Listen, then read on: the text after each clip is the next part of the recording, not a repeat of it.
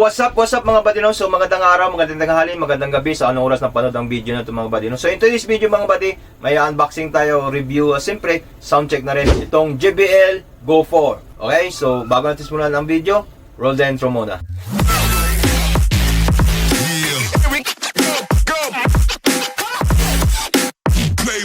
Okay buddy, so nandito na mga buddy, no? So bubuksan natin. So JBL Harman mga buddy, Go 4 Bluetooth version 5.3 na rin siya mga buddy, no? So yan, babuksan na natin mga buddy.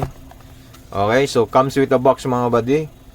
Isang buddy, quick start guide. Siyempre JBL Go 4 natin. Yan, napakaganda, no? Okay.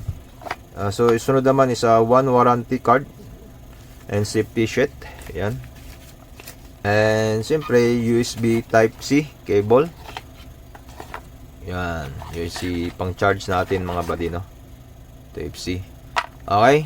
Ito nga pala buddy sa ultra portable JBL Pro Sound with a puncher bass. Okay siya.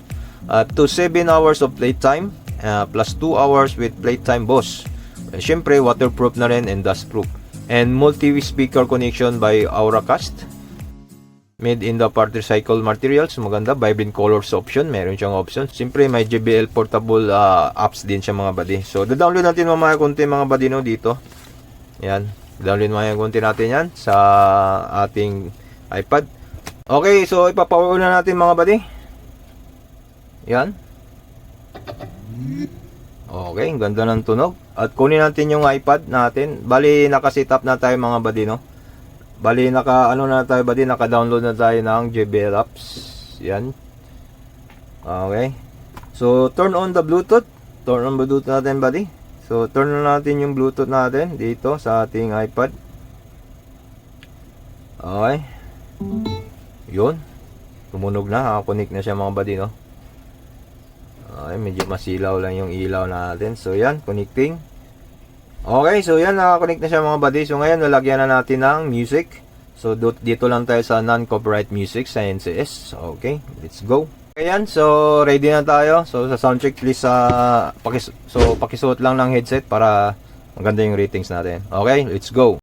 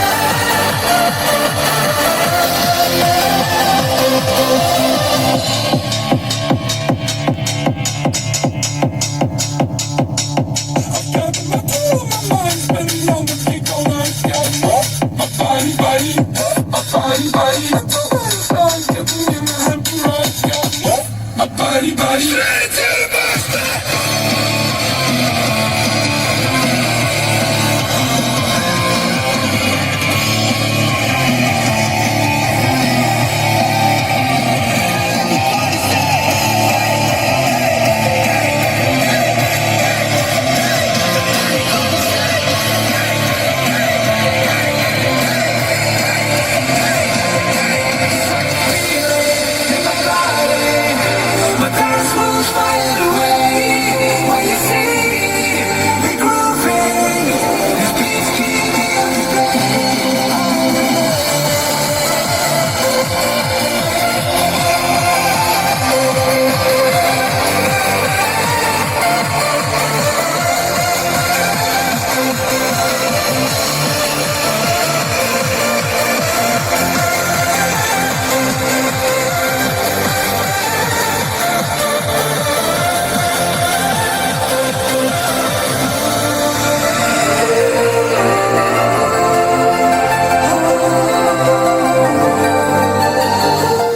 buddy, so there you have it. Napakagandang tunog mga buddy, no? So puncher bass nga talaga buddy. So tatak JBL no nga naman, no?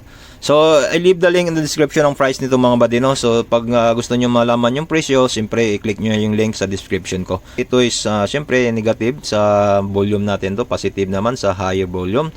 So dito is play pause, yan. Tsaka dito naman pwede mong ilapag pa ganon. Okay, pwede namang pa ganon.